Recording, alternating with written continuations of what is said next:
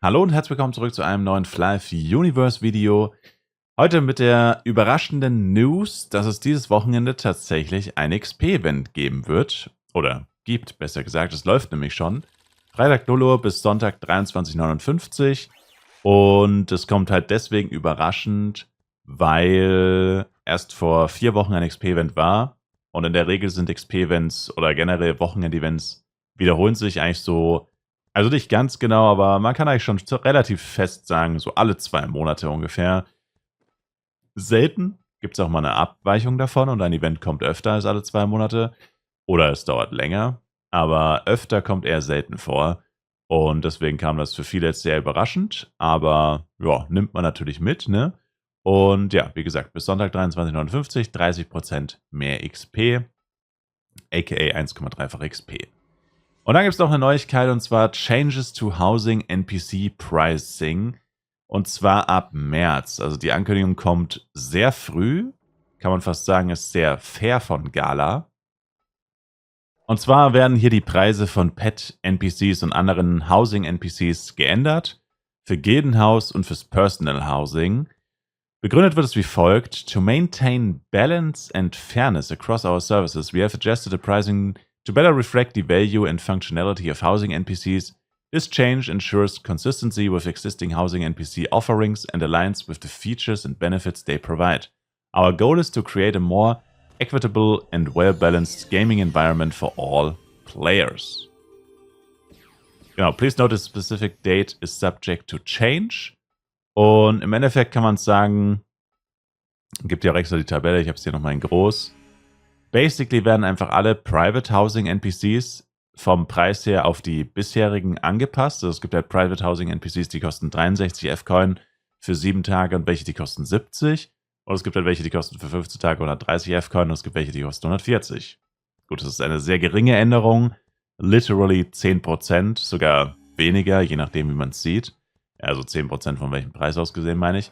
Aber letztendlich ist es halt keine wirklich krasse Änderung, dachte ich. Aber man muss sich jetzt die Gildenhaus-NPCs angucken. Und da ist die Änderung tatsächlich relativ heftig. Und zwar wird da der Preis verändert von 63 F-Coins für 7 Tage auf 350.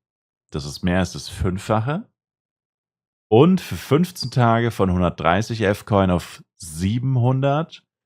Das ist ungefähr das, ja, 5, irgendwas-fache. Also schon deutlich teurer. 15-Tage-Variante ist auf jeden Fall deutlich besser, preis-leistungstechnisch, wenn man sie kaufen würde.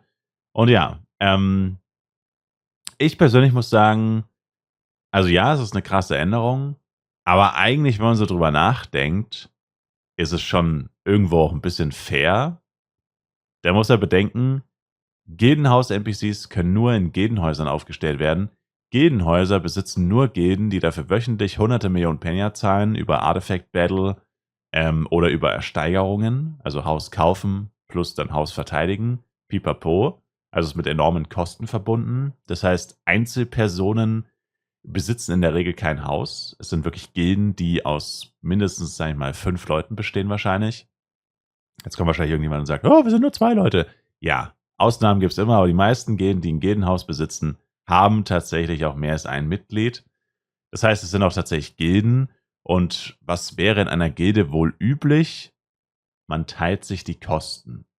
Und wenn man das bedenkt, braucht man halt eigentlich wirklich nur 4 bis 5 Mitglieder, dass man diese neuen Preise immer noch gut stemmen kann und effektiv als Einzelperson nicht sehr viel mehr zahlen müsste. Ich meine natürlich, wenn man es sich bisher auch geteilt hat, die 130 F-Coin, klar, ist es natürlich auch viel teurer. Aber es gibt ja auch Gilden, die haben zum Beispiel 50 Mitglieder oder es gibt Gilden, die haben 100 Mitglieder oder vielleicht sogar 200 Mitglieder. Und wenn da jeder mit anpackt, ne, dann kostet das quasi gar nichts für irgendjemanden. Also wenn da jeder mal 50 bis 10 Mio springen lässt und hier mal einen NPC stellt oder so, das ist halt wirklich vernichtend gering. Und wenn man sich dann die Vorteile anguckt, ich meine, die Vorteile sind wirklich massiv.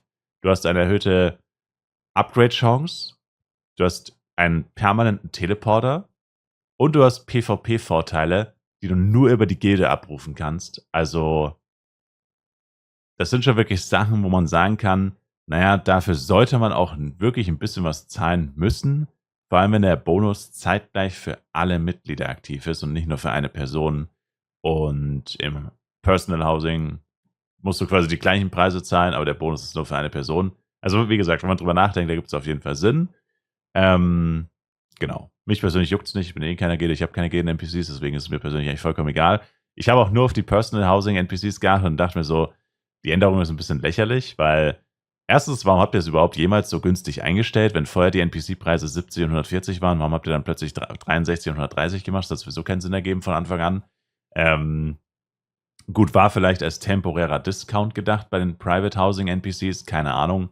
Aber bei den Gildenhaus NPCs ist es auf jeden Fall so, dass da die Änderung schon wirklich Sinn macht. Und ja, das war's eigentlich auch schon. Das sind die News für heute. Viel Spaß bei dem XP-Event. Wir sehen uns auf jeden Fall im nächsten Flive Universe Video wieder oder schaut gerne auch im Livestream vorbei. Twitch-Link in der Videobeschreibung. Haut rein, bis dahin und ciao, ciao.